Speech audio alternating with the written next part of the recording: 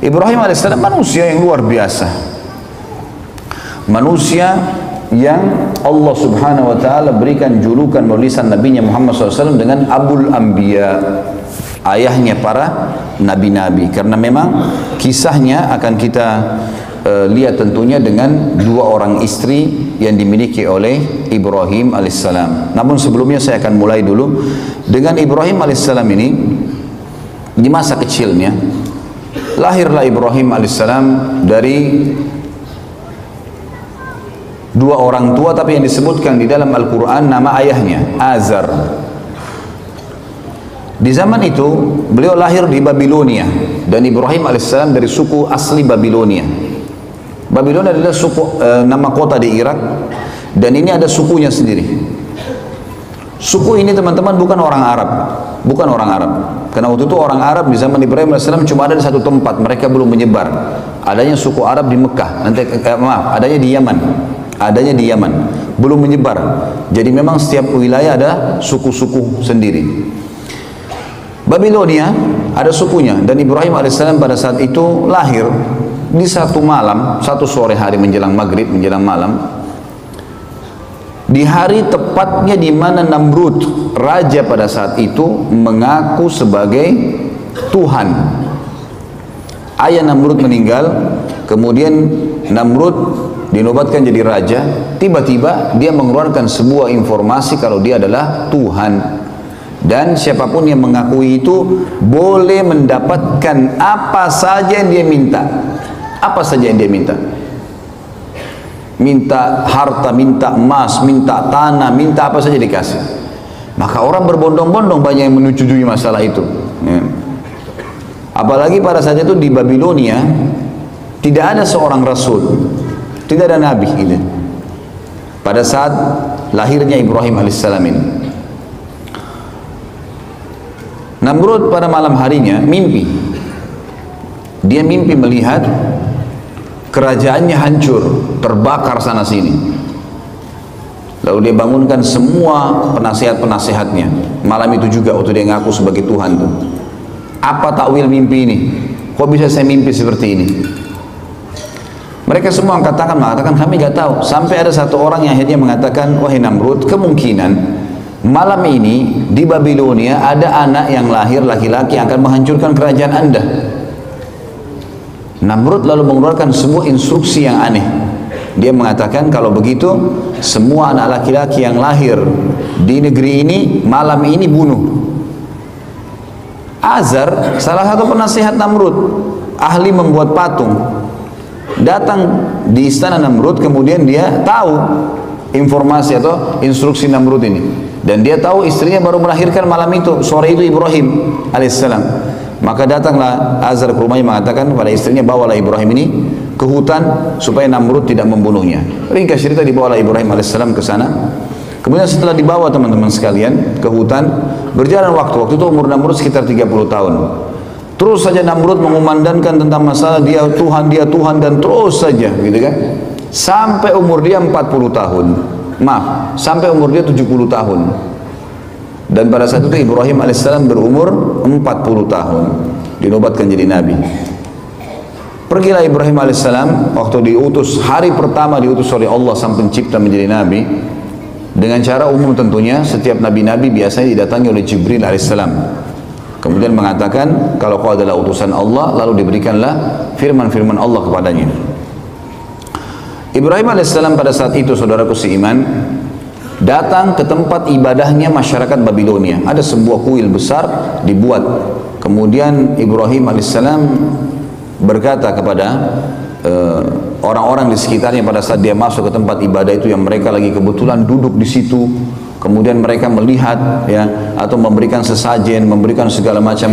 Ibrahim alaihissalam ada riwayatnya yang mengatakan sebelum tiba di tempat ibadah itu ada banyak patung-patung di pinggir jalan. Kemudian dia berkata kepada patung-patung di pinggir jalan itu, kenapa kamu dianggap sebagai Tuhan? Gitu kan? Lalu tidak ada sautan. Kemudian Ibrahim alaihissalam mengambil batu dan melempar wajahnya patung itu. Ternyata juga sama, tidak ada reaksi sama sekali. Karena kita sudah tahu patung tentunya tidak akan bisa bergerak, ya. tidak akan bisa bergerak. Jadi jelas sekali dilempar sama batu tidak, didatangi oleh Ibrahim AS, dipukul di sekitarnya tidak juga bergerak. Ya.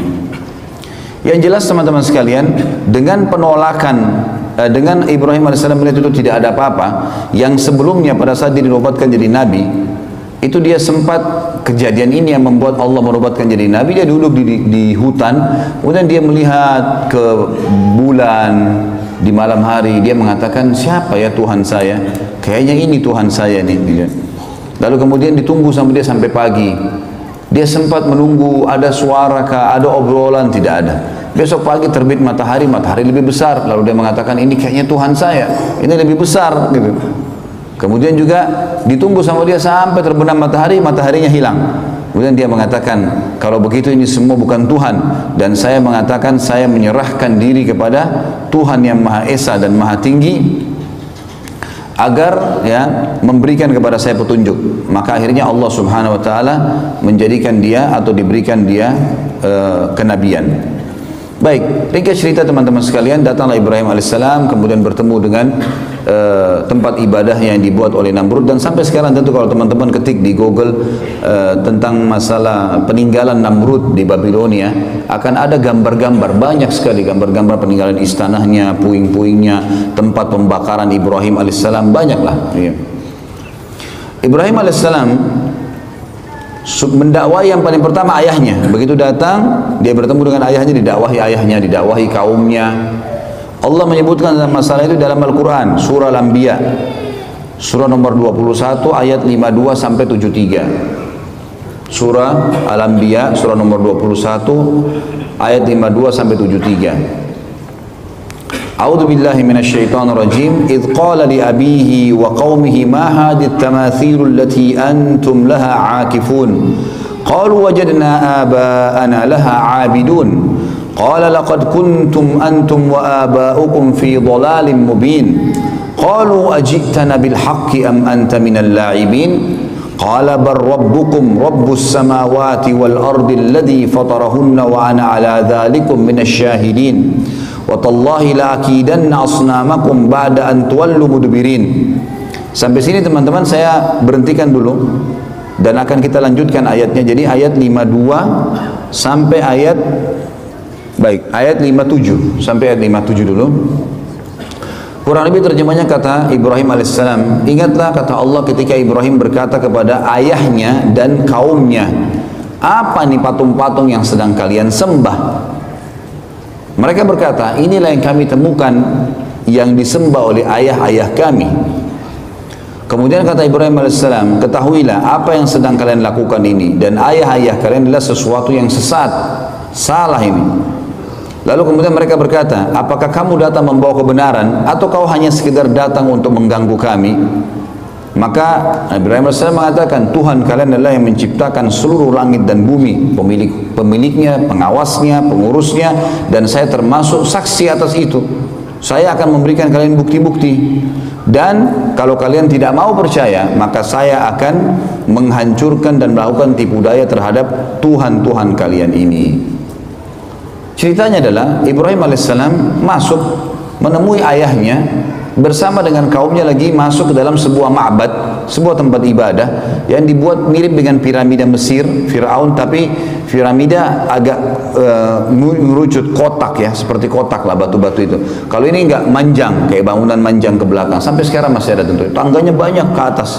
Ya, itu ada sebuah ruangan itu ditaruh patung-patung yang banyak sekali gitu. Di antaranya patung Namrud. Dan mereka selalu tiap hari datang berikan sesajen, mohon-mohon, diberikanlah nama nih, dewa api, dewa matahari, dewa bulan, dewa apalah, segala macam dewa-dewa nama mereka. Kemudian pada saat itu yang selalu membawa sesajen hanya orang penjaga kuil, tidak boleh yang lain. Kalau orang lain maka akan kualat. Ibrahim AS datang pada hari di mana beliau dinobatkan jadi nabi dan temukan ada ayahnya di situ bersama kaumnya sedang menyembah. Ibrahim AS langsung naik, kemudian mendekati patung yang memang pada saat itu dikasih tinggi, ditinggikan tempatnya, naik tangga, naik ke atas. Tidak ada yang berani naik ke atas sana, kecuali penjaga kuil saja. Karena keyakinan mereka kalau didekatin patung-patung ini maka akan kualat, akan putus kakinya, akan putus tangannya, akan stroke badannya, akan segala macam hal. Akhirnya Ibrahim AS datang kemudian mengajak ngobrol patung itu. mengatakan, hai yang dianggap Tuhan oleh masyarakat Babilonia, apa kau tidak marah? Pada saat Ibrahim AS mengambil sesuatu sesajen di situ, maka tidak ada sautan, saya mengambil sesajenmu. Orang semua lagi lihat. Lalu Ibrahim AS mengucapkan 2 kali sampai 3 kali, tidak ada jawaban. Lalu diambil sedikit di situ potongan makanan, lalu dilempar ke wajahnya patung itu. Jatuhlah ya buah atau makanan tersebut. Kemudian tidak ada sautan, karena kita tahu patung tidak akan bicara. Kata Ibrahim AS, hai yang dianggap Tuhan oleh masyarakat Babilonia, apa kau tidak bisa melawan saya? Kau tidak marah karena saya lempar kamu dengan sesajenmu sendiri? Nggak ada sautan. 2 kali nggak ada sautan, 3 kali nggak ada sautan. Mungkin biar jutaan kali tidak akan ada sautan tentunya. Pindah ke patung kedua, dilakukan hal yang sama. Patung ketiga, semua patung itu dihina oleh Ibrahim AS. Setelah itu Ibrahim AS setelah keliling dari sisi kanan ruangan sampai ke sisi kiri, lalu dia mengatakan, hai kaumku, lihat ini apa yang kalian sembah. Patung kalian susun sendiri, kalian pahat sendiri, kalian bentuk matanya, kalian bentuk hidungnya, kalian yang pikul diangkat sampai ke situ. Lalu kenapa kok diminta tolong dari patung-patung ini? Yang telah menciptakan adalah kalian, Tuhan kalian Allah yang menciptakan langit dan bumi. Maka mereka diam, mereka tidak mau ya. Lalu Ibrahim mengatakan, saya pasti akan lakukan tipu daya terhadap patung-patung kalian ini. Apa tipu daya Ibrahim? Ayat 5, 8-nya berlanjut, فَجَعَلَهُمْ جُذَاذًا إِلَّا كَبِيرًا لَهُمْ لَعَلَّهُمْ يَرْجِعُونَ قالوا من فعل هذا بآلهتنا إنه لمن الظالمين قالوا سمعنا فتى يذكرهم يقال له إبراهيم قالوا فأتوا به على أعين الناس لعلهم يشهدون قالوا أأنت فعلت هذا بآلهتنا يا إبراهيم قال بل فعله كبيرهم هذا فاسألوهم إن كانوا ينطقون فرجعوا إلى أنفسهم فقالوا إنكم أنتم ظالمون ثم نكسوا على رؤوسهم لقد علمت ما هؤلاء ينطقون قال أفتعبدون من دون الله ما لا ينفعكم شيئا ولا يضركم أف لكم ولم تعبدون من دون الله أفلا تعقلون. Sampai sini teman-teman, sampai di ayat ya, 67 ya. Ayat 67 saya terjemahkan dan saya hubungkan dengan kisahnya. Maka pada saat itu kaumnya keluar dari ruangan ibadah tadi, tinggalkan Ibrahim AS. Kata Ibrahim, sebentar, kalau kalian tidak mau dengar apa yang saya sampaikan, saya ini utusan Allah pencipta langit dan bumi, dan saya akan sampaikan kepada kalian. Kalian tetap mau sembah berhala, saya akan lakukan tipu daya loh. Mereka tinggalkan, tidak mau dengar Ibrahim AS. Sempat bimbang tapi mereka tinggalkan. Ibrahim AS keluar cari kampak dan masuk menghancurkan patung-patung itu. Dipotong kepalanya, potong tangannya, potong kakinya, dihancurin semuanya. Dan Ibrahim AS membiarkan patung yang paling besar, patungnya Namrud, ada di tengah-tengah ruangan, enggak diganggu sama sekali. Tapi ada patung ular, patung singa, dipotong kepalanya, ditaruh di pahanya patung Namrud, kampaknya juga ditaruh di tangannya patung Namrud. Maka besok pagi pada saat mereka mau beribadah lagi, mereka temukan tempat ibadah mereka hancur semuanya. Dan pada malam hari, pada saat Ibrahim AS menghancurkan, penjaga kuil ada, tapi penjaga kuilnya ketakutan, karena dia sendiri yakin ini kualat, kalau dekatin patung itu kualat, bisa stroke, bisa terpotong tangannya, apalagi hancurin kayak Ibrahim. Ini luar biasa Nabi Ibrahim AS. Maka dia tidak berani buat apa-apa, takut dia. Besok pagi orang-orang yang menyembah ditanya dia, kenapa ini? Siapa yang buat ini? Penjaga kuilnya nyaut, yang tadi malam tuh Ibrahim, gitu kan? Itu yang Allah katakan di sini, kan? Maka Ibrahim menghancurkan semua, juzadzan illa kabira. Jadi memang Ibrahim AS menghancurkan lebur semuanya kecuali yang paling besar, patungnya Namrud, agar mereka sadar. Mereka berkata, siapa yang buat ini kepada Tuhan-Tuhan kami? Penjaga kuil mengatakan, kami mendengar dan yang kami tahu adalah yang tadi malam itu, Fatan itu dianggap anak muda ya, yang semalam yang bernama Ibrahim. Maka mereka berkata, datangkanlah Ibrahim itu di depan orang-orang semuanya, agar mereka bisa menyaksikan dan mendengarkan argumentasinya, kenapa dihancurin. Maka begitu datang, mereka tanya, hai Ibrahim, apakah kau yang lakukan ini pada Tuhan-Tuhan kami? Maka Ibrahim berkata, bukan. Ibrahim mengatakan, qala bal fa'alahu kabiruhum. Kenapa tanya saya? Tanya patung yang paling besar itu yang pegang kampak, gitu kan. Tanya kalau dia bisa ngomong, gitu. Maka mereka kembali ke diri mereka sendiri lalu mereka mengatakan sesungguhnya kalianlah yang zalim. Setelah mereka dengar, pikir benar ya. Kata Ibrahim, coba lihat, kalau memang dia bisa buat apa-apa, maka dia yang melakukan. Kalau kalian yakin dia tidak bisa melakukan, lalu kenapa kalian menganggap dia sebagai Tuhan? Karena kebetulan waktu itu semua patung dewa ini mereka anggap di bawah patungnya Namrud. Namrud adalah Tuhan di atas Tuhan-Tuhan semuanya, paling kuat. Kemudian mereka kembali ke diri mereka, kata Allah. Setelah itu mereka salah satu yang mengatakan kayaknya kita yang zalim nih, kita yang salah. Kemudian mereka menundukkan kepala-kepala mereka dan akhirnya Ibrahim menunggangi untuk berdakwah. Kata Ibrahim, bukankah kalian lihat patung-patung ini tidak bisa ngomong sama sekali? Tsumma nukisu ala rusim laqad alimta ma haula yantiqun. Kalian tahu ini tidak bisa ngomong sebenarnya. Kemudian Ibrahim mengatakan, apakah kalian menyembah selain daripada Allah yang tidak bisa memberikan manfaat dan mudarat kepada kalian sedikit pun? Sungguh kecelakaan dan terhina perbuatan kalian karena kalian menyembah selain Allah, sementara mereka, apakah kalian tidak berakal? Maka pada saat itu ada satu orang yang bilang, kayaknya Ibrahim ini harus kita laporkan ke Tuhan kita terbesar, Namrud. Kata Ibrahim, gak usah repot-repot, saya ke sana. Pagi hari, waktu itu sudah pagi. Namrud ini punya tradisi teman-teman sekalian, setiap pagi dia selalu duduk setelah rapi, habis mandi, bersih segala, ada tirai yang ditaruh antara dia dengan pengikutnya, lalu diangkat tirai tersebut. Ternyata orang-orang begitu lihat dia sujud semua, lalu mengatakan, wahai Tuhan kami yang agung Namrud, gitu. Begitulah ceritanya. Maka pada saat itu teman-teman sekalian, Ibrahim AS masuk bersama bondong-bondong manusia. Begitu tiba di dalam, semua orang diangkat tirai, semua orang sujud kepada Namrud kecuali Ibrahim AS. 40 tahun Namrud disujuti dan tidak pernah ada orang bangkang kecuali pada saat itu. Namrud tanya, siapa kamu nih? Kok bisanya kau tidak sujud dengan saya? Ibrahim AS utusan Allah. Dia nggak pakai ngomong, bukan mengatakan hai Raja Namrud, apalagi Tuhan Namrud gitu kan. Panggil namanya, hai Namrud. Belum pernah ada orang berani panggil Namrud begini gitu. Semua orang yang lagi sujud angkat kepalanya. Ini unik ini. Tidak pernah ada orang begini. Dia mengatakan, wahai Namrud, dari mana kau ngaku Tuhan? Kamu manusia biasa seperti saya, seperti kami semua. Punya dua mata, punya dua tangan, punya dua kaki. Kamu juga sama dengan kami, lahir dari bayi, anak-anak, remaja, tua. Seperti sekarang, kau juga akan mati. Yang menghidupkan dan mematikan adalah Allah, Tuhanku dan Tuhanmu, dan Tuhan semuanya. Namrud waktu itu tidak mau kalah. Namrud mengatakan, baiklah Ibrahim, kalau kau ngaku Tuhanmu itu bisa menghidupkan, matikan, saya juga bisa. Mau bukti? Kata Ibrahim, iya. Baik. Tangkap, disuruh pengawalnya, tangkap dua orang laki-laki yang lewat depan istana. Ditangkap dua orang. Yang satu disuruh pergi, dikasih hadiah macam-macam, pergilah.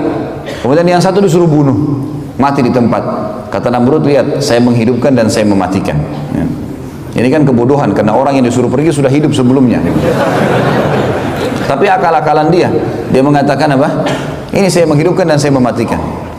Jibril alaihissalam datang menyampaikan kepada Ibrahim, ini orang ini percuma, diajak dialog di dunia, di bumi, dia akan terus cari akal, tantang di langit sekalian. Kata Ibrahim alaihissalam, wahai Namrud, Tuhanku dan Tuhanmu Allah, dan Tuhan segala satunya memindahkan matahari setiap hari dari timur ke barat. Apa kau bisa? Maka terdiamlah Namrud, tidak bisa ngomong. Allah mengatakan, nanti kita bacakan ayatnya, fabuhital ladzi kafar. Maka orang kafir itu jadi terdiam, tidak bisa bicara. Karena jengkel, dia bilang pada pengawal-pengawalnya, tangkap, penjarakan Ibrahim ini, penjarakan. Musyawarah, kira-kira apa jalan keluarnya? Saya mau bunuh Ibrahim, tapi saya nggak mau mati biasa, harus mati yang spektakuler, yang besar, yang membuat tidak ada lagi orang yang membantah ketuhanan saya. Musyawarah demi musyawarah sampai muncul akhirnya ide untuk membakar, karena bakar adalah cara membunuh yang paling menyakitkan. Dari pertama dibakar sampai mati kan tetap sakit gitu loh. Ya. Dibuatlah api dengan biaya yang besar. Namrud kerahkan semua kekuatan sampai terbuat api. Dalam sebuah riwayat Bukhari disebutkan, kalau burung lewat dan kena asap, uapnya asap itu walaupun tinggi, tiba-tiba sudah terpanggang karena besarnya gitu. Api itu panas sekali, setinggi kurang lebih istana Namrud 40 siku ke langit. Ini sekitar 17 sampai 20 meter tingginya. Setelah itu Ibrahim AS dikeluarkan, lalu kemudian dibakar. Setelah dibakar, dilempar, Namrud mengatakan 3 hari biarkan Ibrahim dalam api, dibiarkan. Setelah 3 hari dipadamkan, ternyata Ibrahim AS ada di tengah-tengah tumpuhan mereka. Setelah itu Ibrahim AS ya, diselamatkan oleh Allah. Lalu Namrud pun Pulang ke istananya, orang semua bubar dalam kondisi bingung, kok bisa Ibrahim, manusia mana nih dibakar tidak mati, nggak mungkin, gitu kan. Dan tersebar berita ternyata Tuhan kita Namrud tidak bisa membunuh Ibrahim karena Ibrahim dibela sama Tuhannya. Jadi Tuhan Ibrahim lebih kuat. Namrud pulang ke istananya, kemudian dia bingung, sambil mabuk-mabukan, gimana jalan keluarnya nih. Dan memang subhanallah, orang-orang kafir sering dikasih oleh Allah kesempatan untuk melakukan satu hal yang maksimal, tapi nanti akhirnya ya Allah batalkan dengan hal yang kecil. Seperti Namrud sekarang sudah biayai berapa banyak mahalnya api tersebut, biayanya besar, kerahkan tenaga, dan tidak ada lagi cara membunuh yang lebih hebat daripada api yang besar. Sekarang kalau dibakar nggak mempan, kira-kira ditebas pedang mempan nggak? Atau dilempar batu, atau dipatahin tulangnya, udah nggak bisa, karena api aja nggak bisa buat apa-apa sama dia, gitu. Maka Namrud pun besok paginya kedatangan, diutus oleh Allah padanya seekor lalat, yang lalat itu masuk ke lubang hidungnya, gitu kan. Awalnya tentu Namrud ini dia didekati oleh lalat sampai dia capek. Lalat ini selalu datang, ribut dekat kupingnya, kayak kita kalau lagi ribut dekat kuping lalat, usir datang lagi, bingung juga gimana cara lawannya itu. Setiap Namrud mau ngamuk marah, lalatnya pergi, nanti kembali lagi, sampai dia teriak-teriak prajuritnya, bunuh lalat ini, gak ada yang bisa lawan. Lalat mau dilawan dengan apa? Dengan 1000 otot, dengan sebilah pedang yang tajam, gak ada yang bisa lawan lalat gitu. Dengan kuasa Allah, lalatnya datang ribut dekat kupingnya, pergi lagi. Sampainya Namrud dari pagi sampai malam, kecapean dia. Kena capek dia duduk di singgasananya. Waktu dia duduk, dia mau ngantuk, mau tertidur, lalatnya masuk di lubang hidungnya. Terus sampai ke otaknya, 3 hari nggak keluar-keluar, dipukul-pukul, dia teriak-teriak, nggak bisa apa-apa. Zaman sekarang mungkin masih bisa orang pakai operasi, zaman dulu nggak ada operasi, salah belah mati kan gitu. Dan ini Tuhan mereka. Akhirnya setelah 3 hari nggak makan, nggak minum, nggak buang air besar, nggak buang air kecil, mati Namrud. Begitu dia jatuh, istri anaknya semua, dayang-dayangnya semuanya, perdana menteri, penasihatnya, orang-orang yang dekat dengan dia, yang ngakuin dia sebagai Tuhan, ini selalu sujud tiap hari, itu lihat sendiri lalat keluar dari hidung Namrud, dan tersebar berita Namrud Tuhan kita dibunuh oleh lalat. Allah mengatakan dalam Al-Quran, lanjutan tadi ayatnya ya, kata mereka, qalu harrikuhu wansuru alihatakum in kuntum fa'ilin. Teman-teman tahu kalau pegang Quran dilihat ayat-ayat ini ya, karena ini ayat bersambung.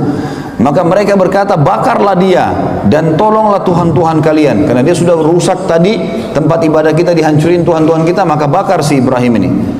Qulna ya naru kuni bardan wa salaman ala Ibrahim. Lalu Allah berfirman kepada api, hai api, jadikan dirimu dingin dan keselamatan bagi Ibrahim. Wa aradu bihi kaidan faja'alnahumul akhsarin. Mereka berusaha untuk menyiksa Ibrahim, maka kami jadikan mereka yang rugi semua, biayanya, hidupnya, segala ya, hancur semua keyakinan mereka tentunya. Jadi sampai ayat ini adalah kejadian tentang masalah Ibrahim alaihissalam tadi. Setelah itu, setelah Namrud mati teman-teman sekalian, Allah menceritakan wa najjainahu wa lutan ilal ardi allati barakna fiha lil alamin. Setelah itu kami selamatkan Ibrahim meninggalkan Babilonia yang diikuti oleh Lut. Siapa Lut ini? Keponakannya Ibrahim alaihissalam, anak dari saudarinya Ibrahim alaihissalam, ponakan beliau. Dan Lut ini adalah orang yang pertama beriman kepada Ibrahim alaihissalam. Makanya Allah mengatakan dalam ayat lain, fa'amana bihi Lut. Lut beriman kepadanya. Dan Lut juga nanti diutus jadi nabi, yang kita tahu ada kaumnya homoseksual nantinya. Tapi itu kisah yang nanti lain lagi, kisah Nabi Lut alaihissalam. Tapi di sini diceritakan tentang dan kami selamatkan Ibrahim bersama Lut ya, ke negara yang kami ke negeri yang kami berkahi untuk seluruh alam semesta, maksudnya Palestina. Wa wahabna lahu Ishaqa wa Yaquba nafilah wa kullan ja'alna minas salihin. Lalu kami karuniakan untuknya Ishak dan Yaqub sebagai hadiah buat dari kami, kata Allah, dan semuanya kami jadikan orang-orang soleh. Nanti akan kita jelaskan tentang kisah bagaimana ibunya Ishak alaihissalam, Sarah, mandul beberapa tahun tidak punya anak. Nanti akan kita ceritakan sebentar, tapi ini terlintas dalam ayat ini disebutkan namanya. Maka Allah karuniahi Ibrahim alaihissalam ya, anak-anak, dan semua Allah jadikan orang-orang saleh. وَجَعَلْنَاهُمْ أَئِمَّةً يَهْدُونَ بِأَمْرِنَا وَأَوْحَيْنَا إِلَيْهِمْ فِعْلَ الْخَيْرَاتِ وَإِقَامَ الصَّلَاةِ وَإِيتَاءَ الزَّكَاةِ وَكَانُوا لَنَا عَابِدِينَ. Dan kami jadikan juga mereka ini keturunannya Ibrahim semuanya imam-imam, maksudnya pemimpin yang akhirnya manusia mendapatkan petunjuk dari mereka, dan mereka menjalankan perintah-perintah dari sisi kami, serta kami wahyukan kepada mereka agar selalu melakukan perbuatan-perbuatan baik. Kata ulama tafsir, semua keturunan Ibrahim alaihissalam yang secara langsung, Ishak, Ismail, Yakub, kemudian turun Yusuf, ya, Musa, Daud, Sulaiman, Yunus, Ayub, ya, ini semua Musa, Isa alaihissalam dikenal dengan turun barisan, dan terakhir Nabi Muhammad SAW dari Ismail. Semua ini adalah orang-orang yang saleh dan jadi pemimpin. Wa kanu lana, dan mereka selalu salat, berlomba-lomba dalam kebaikan dan mendirikan salat, mendirikan zakat, dan wa kanu lana abidin, dan mereka selalu menyembah kami. Tapi saksi bahasan kita masih bicara tentang proses Ibrahim alaihissalam tadi pada saat beliau tadi berdakwah di Babilonia. Baik. Ibrahim AS akhirnya meninggalkan Babilonia, teman-teman sekalian, dalam kondisi pada saat itu sudah menikah dengan Sarah, dan Sarah alaihissalam tidak punya anak karena beliau mandul. Hijrahlah Ibrahim alaihissalam ke Palestina. Babilonia ditinggalkan, hijrah ke Palestina, gitu kan. Tinggal di Palestina, dan ini menandakan Palestina masuk dalam lokasi dakwah beliau alaihissalatu wassalam. Dan kita perlu tahu, teman-teman sekalian, semua nabi-nabi sebelum baginda Nabi SAW, sebelum Nabi Muhammad SAW, diutus untuk wilayah-wilayah tertentu dan kaum tertentu saja. Ibrahim AS punya 3 lokasi. Babilonia yang akhirnya ditinggalkan karena sudah selesai masalah Namrud, tidak mau beriman, dan kaumnya pun banyak yang kufur. Kemudian Allah suruh hijrah ke Palestina. Kemudian di Palestina banyak orang yang mengikuti risalah Nabi Ibrahim AS, dan kita tahu ada pembangunan Masjid Aqsa di situ. Kemudian dan dibangun oleh Ibrahim AS. Kemudian beliau disuruh ke Mekah. Nanti akan kita jelaskan kisah panjang lebar munculnya kota Mekah, dan ini juga adalah lokasi dakwah Ibrahim alaihi salatu wassalam.